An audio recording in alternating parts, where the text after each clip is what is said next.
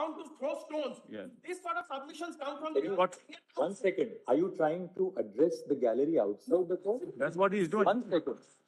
Can we just? I've been noticing your demeanor for the last 2 hours. Can you first lower your pitch? I'm sorry, Please lower. 1 second.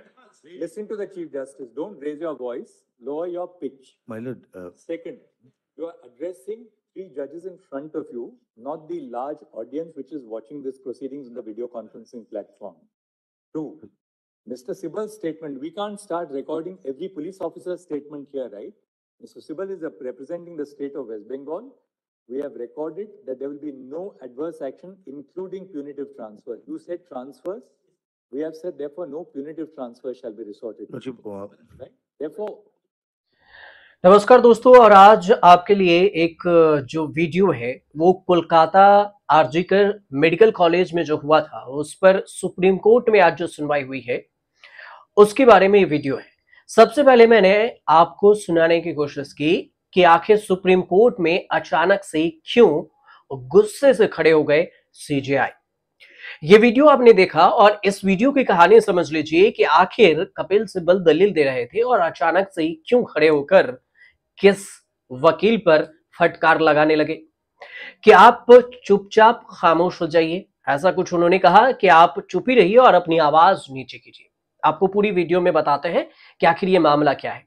दरअसल हुआ यूं कि कोलकाता के RG Kar medical college और hospital में trainee doctor के साथ हुई रेप और मर्डर की घटना पर स्वतः संज्ञान के दौरान 9 सितंबर को सुप्रीम कोर्ट सुनवाई कर रही थी और सुनवाई के दौरान कपिल सिब्बल दलील दिए जा रहे थे। तभी एक वकील ने ऐसी हरकतें कर दी कि सीजीआई डीवाई चंद्रचूड़ उन पर भड़क गए और गुस्से से लाल हो गए, कुर्सी तक छोड़कर खड़े हो गए। वकील अपनी बात रखने के लिए बार बार तेज आवाज में बोल रहे थे, जिस पर सीजीआई चंद्रचूड़ को गुस्सा आ गया और सीजीआई चंद्रचूड़ ने उनसे कहा कि अपनी आवाज नीचे रखिए और इसी पर यह वीडियो सोशल मीडिया पर वायरल हो गया। दरअसल सीजीआई चंद्रचूड़ के साथ जस्टिस जेबी पारदीवाला और जस्टिस मनोज मिश्रा की 3 सदस्यीय बेंच इस मामले की सुनवाई कर रही थी। इस दौरान पश्चिम बंगाल सरकार की तरफ से सीनियर एडवोकेट कपिल सिब्बल दलीलें पेश कर रहे थे और इस बीच एक वकील अपनी बात रखने के लिए जोर जोर से बोलने लगे। इसी पर जस्टिस चंद्रचूड़ को गुस्सा आ गया और उन्होंने कहा कि अपनी आवाज नीचे रखिए। सीजीआई चंद्रचूड़ ने कहा कि आप यहां पर बेंच संबोधित करने के लिए हैं, उन लोगों को नहीं जो वीडियो स्ट्रीम पर कोर्ट की कार्रवाई देख रहे हैं और सुन रहे हैं, लाइव टेलीकास्ट देख रहे हैं।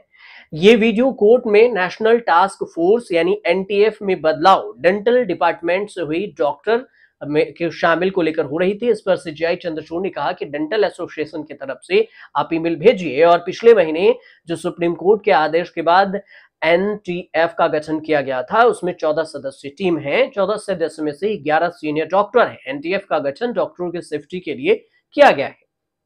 सीजीआई चंद्रचूड़ ने सभी डॉक्टरों को एक हिदायत भी दी और कहा कि जल्द से जल्द आप काम पर लौट जाइए, ये निर्देश दिया। एडवोकेट कपिल सिब्बल ने कोर्ट को बताया कि डॉक्टरों के काम पर न लौटने की वजह से 23 लोगों की जानें जा चुकी हैं। इस पर सीजीआई चंद्रचूड़ ने कहा कि हम चाहते हैं कि डॉक्टरों को ड्यूटी पर वापस लौटे और वो ये नहीं कह सकते कि सीनियर डॉक्टर काम कर रहे हैं, हमारी नजर हर किसी पर है। सीजीआई ने पश्चिम बंगाल सरकार से भी कहा कि उन्हें डॉक्टर की सुरक्षा सुनिश्चित करने के लिए कदम उठाने चाहिए।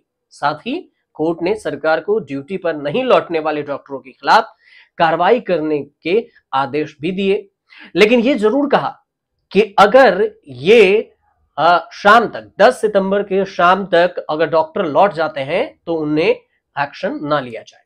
कोर्ट ने इसके साथ ही सीबीआई को 17 सितंबर तक नई स्टेट्स रिपोर्ट सौंपने को भी कहा।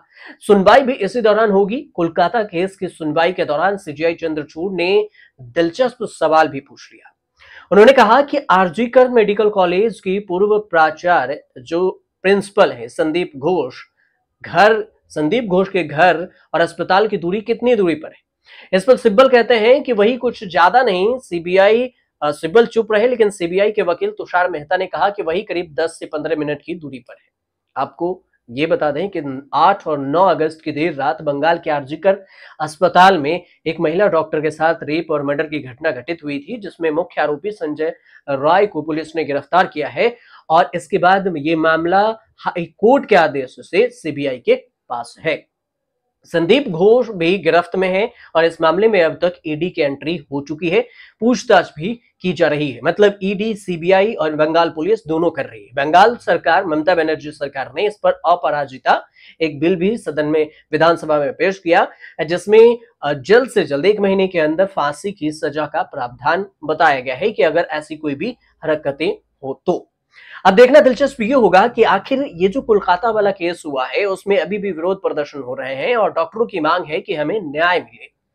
अब न्याय को लेकर जब 17 सितंबर को सुनवाई होगी तो सुप्रीम कोर्ट क्या कुछ इस पर कोलकाता सरकार को हिदायत देती है, क्योंकि आज 1 महीने हो गए हैं कोलकाता आरजीकर डॉक्टर, ट्रिनी डॉक्टर के साथ रेप और मर्डर की घटना को, और 1 महीने से बवाल, विरोध प्रदर्शन, राजनीति, बयानबाजी और सब कुछ हो रहा है। सुप्रीम कोर्ट भी स्वतः संज्ञान लेकर सुनवाई कर रही है और हाई कोर्ट ने भी इस पर एक्शन लिया। ममता बनर्जी सरकार भी कह रही है कि हम एक्शन लिए, लेकिन ममता बनर्जी सरकार के अंदर भी जो कुछ नेता हैं वो खुद से ही बागी हो गए हैं, अपनी ही पार्टी से बागी हो गए हैं। वो कह रहे हैं कि ममता बनर्जी ने जो किया उसके एक्शन से हम संतुष्ट नहीं।